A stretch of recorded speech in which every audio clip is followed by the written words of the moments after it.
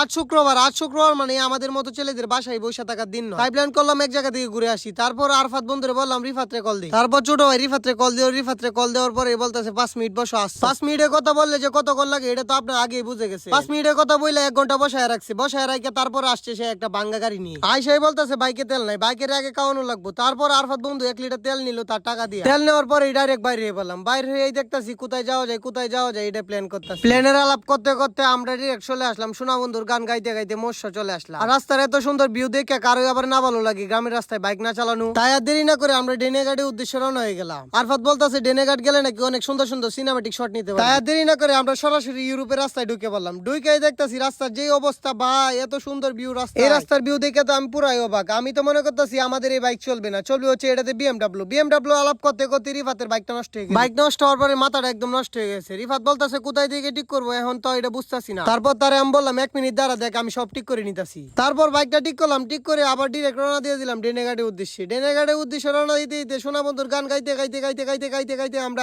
বলছি ডিরেক্ট বত্তলাত থেকে সিধা রওনা দিয়ে দিলাম আমরা ডেনেঘাটের উদ্দেশ্যে। ডেনেঘাটের উদ্দেশ্যে রওনা দিতে দিতে আমরা আইসা বললাম ডেনেঘাট ব্রিজে আইসাই দেখি এত সুন্দর ভিউ। এই ভিউ দেখে তো আমার মনটা একদম জুড়ায় গেছে। তারপর ডেনেঘাট ব্রিজের ভিউ দেখতে দেখতে আমরা ডিরেক্ট চলে গেলাম নিচের দিকে আইসাই দেখি এত সুন্দর ভিউ, দুই সাইডে সারি সারি গাছ আর মাঝখান দিয়ে রাস্তা। ওই রাস্তা দেখে তো আমার মনটা একদম জুড়ায় গেছে। ওরে বাপরে কি সুন্দর রাস্তা। ওই রাস্তা দেখে তো আমার সোনা বন্ধুর গানটা মনে হয়ে গেছে। তাই সোনা বন্ধুর গান গাইতে গাইতে আপনাদের কি কিছু ভিউ দেখে নিলাম। ওই ভিউ দেখতে দেখতে একটা জায়গায় আইসা ব্রেক দিলাম। ব্রেক দিয়ে ভাবতেছি কিছু সিনেমেটিক শট নেওয়ার জন্য। তারপর কিছু সিনেমেটিক শট নিলাম। এখন আমাদের সিনেমেটিক শটটি দেখে আসেন কেমন হয়েছে। তারপর সিনেমেটিক শট নিয়ে যেতে আমি নিজে নিজে মনে মনে একটা কথাই ভাবতেছি, আমার চোখে যে একটা চশমা থাকতো তাহলে আজকে আমার পুরো নায়কের মতোই লাগতো। তারপর আমি ভিডিও করতেছি আর আরামাইতে বন্ধু খালি চিল্লাইতেছে ও বলে একটা করবো। তারপরে তারে ঢুকাই দিলাম ক্যামেরার ভিতর সিনেমেটিক শট নেওয়ার জন্য। তারপর তার চেহারাটা দেখতেছি একদম কুত্তার মতো হয়ে রয়েছে। তারপরে দৌড় দিয়ে ক্যামেরার ভিতর থেকে বাইরে হয়ে পড়লো। তারপর রিভাইতে কুত্তার মতো কেউ কেউ করতেছে আমি একটা ভিডিও করবো, আমাকেও একটা করে দাও। তারপর রিভাইতে ঢুকাই দিলাম ক্যামেরার ভিতর। তারে তো কুত্তাতে ওদম দেখা যাইতেছে। হ্যাঁ কি করছে, আগে চালা কেম করে ভিডিওটা আগে কালার দিয়ে রাখছে। এখন হচ্ছে আমাদের ছবি ভিডিও করা শেষ, এখন হচ্ছে আমাদের বাড়ি যাওয়ার পালা। আজকের ভিডিওটা এই পর্যন্ত। আপনারা সবাই ভালো থাকবেন এবং পেজটাকে ফলো করে রাখবেন। আবারও নতুন কোনো ভিডিওতে দেখা হবে আপনাদের সাথে। আল্লাহ হাফেজ।